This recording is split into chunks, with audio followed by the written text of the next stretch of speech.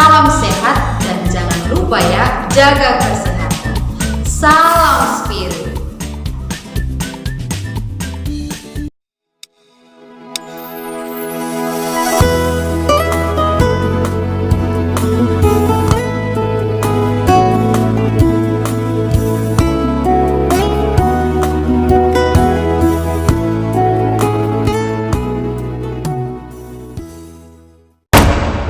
Masih bersama saya, Suster Yosefania Manurung MCJM.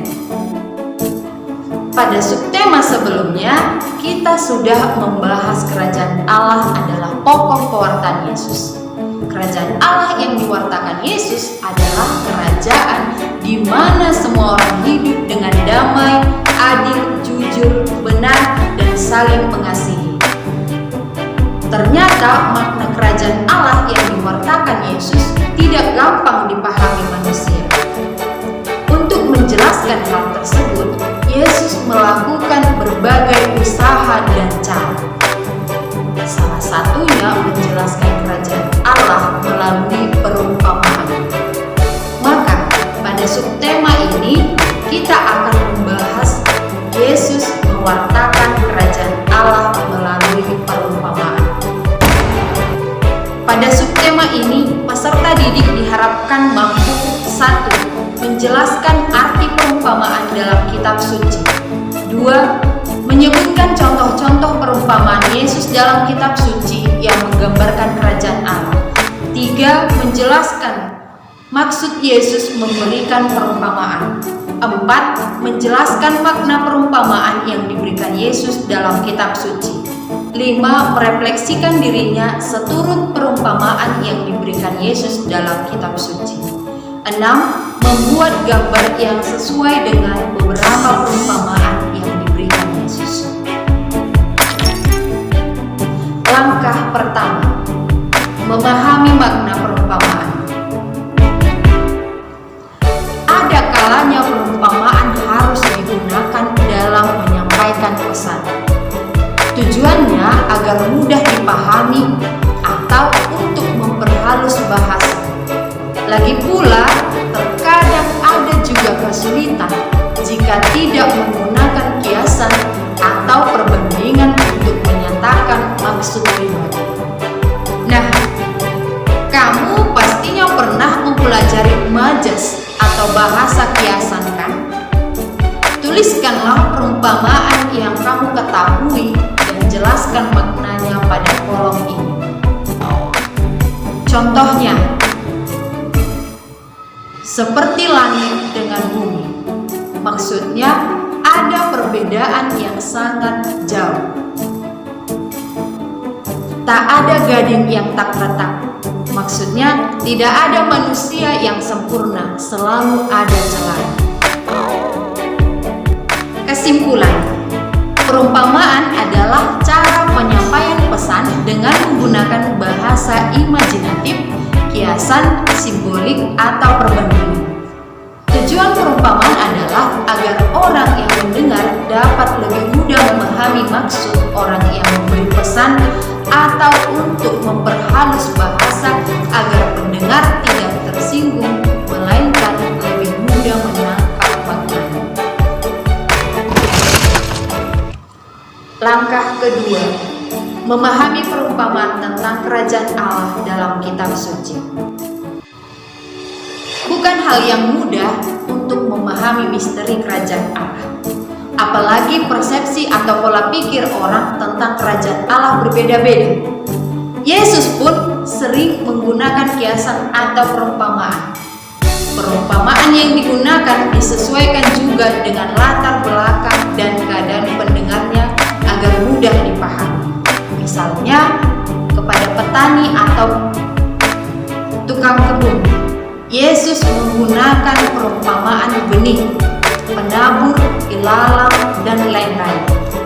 Kepada nelayan, ia menggunakan perumpamaan tentang hukat, ikan, dan lain-lain. Nah, berikut adalah beberapa contoh perumpamaan yang disampaikan Yesus. Silahkan baca secara mandiri agar lebih memahami makna teks tersebut. Contoh, Perumpamaan tentang seorang penabur dari Injil Markus bab 4 ayat 3 sampai dengan 8 dan ayat 13 sampai dengan 20. Ditujukan kepada orang banyak dengan latar belakang petani. Maknanya, kerajaan Allah terwujud apabila kita menerima firman Tuhan, lalu bertumbuh dengan baik dan berbuah melimpah di dalam diri kita. Perumpamaan tentang benih yang tumbuh dari Injil Markus bab 4 ayat 26 sampai dengan 29 ditujukan kepada orang dengan latar belakang petani. Maknanya, kerajaan Allah terwujud apabila Tuhan menaburkan benih kebaikan di dalam diri kita dan bertumbuh dengan baik. Perumpamaan tentang lalang di antara gandum dari Injil Matius bab 13 ayat 24 sampai dengan 30 ditujukan kepada orang dengan latar belakang petani. Maknanya, kerajaan Allah terwujud apabila kita tetap tumbuh menjadi orang baik sekalipun di sekitar kita ada banyak godaan buruk yang ingin mempengaruhi kita. Perumpamaan tentang ukat dari Injil Matius bab 13 ayat 47 sampai dengan 50 ditujukan kepada orang dengan latar belakang lain. Maknanya adalah kerajaan Allah terwujud apabila kita hidup sebagai orang baik dan benar sebagaimana dikehendaki oleh Allah. Perumpamaan tentang harta yang terpendam dan mutiara berharga dari Injil Matius bab 13 ayat 44 sampai dengan 46 ditujukan kepada orang dengan latar belakang ekonomi yang baik. Maknanya adalah kerajaan Allah terwujud apabila kita senantiasa mengejar harta surgawi daripada harta kenikmatan dunia. Langkah ketiga, penilaian sikap. Dalam Injil Matius bab 13 ayat 1 sampai dengan 23, Yesus menyampaikan perumpamaan tentang seorang penabur.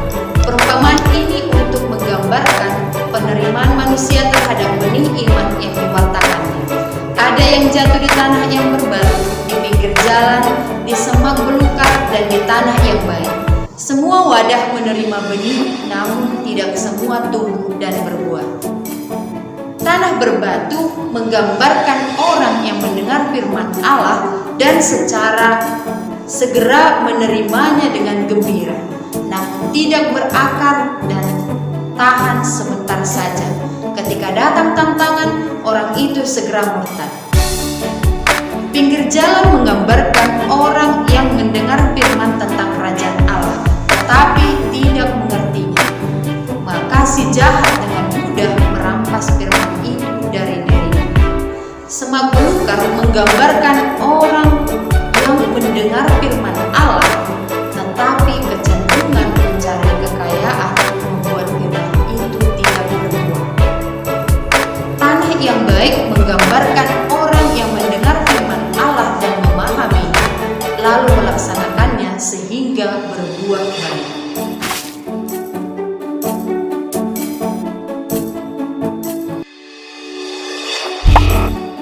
Penilaian kedua, keterampilan. Carilah dari kitab suci perumpamaan lain yang pernah dibuat oleh Yesus untuk menjelaskan kerajaan Allah. Carilah gambar yang cocok dengan perumpamaan tersebut. Uraikanlah isi singkatnya dan jelaskan pesannya. Kerjakanlah seperti kolom berikut.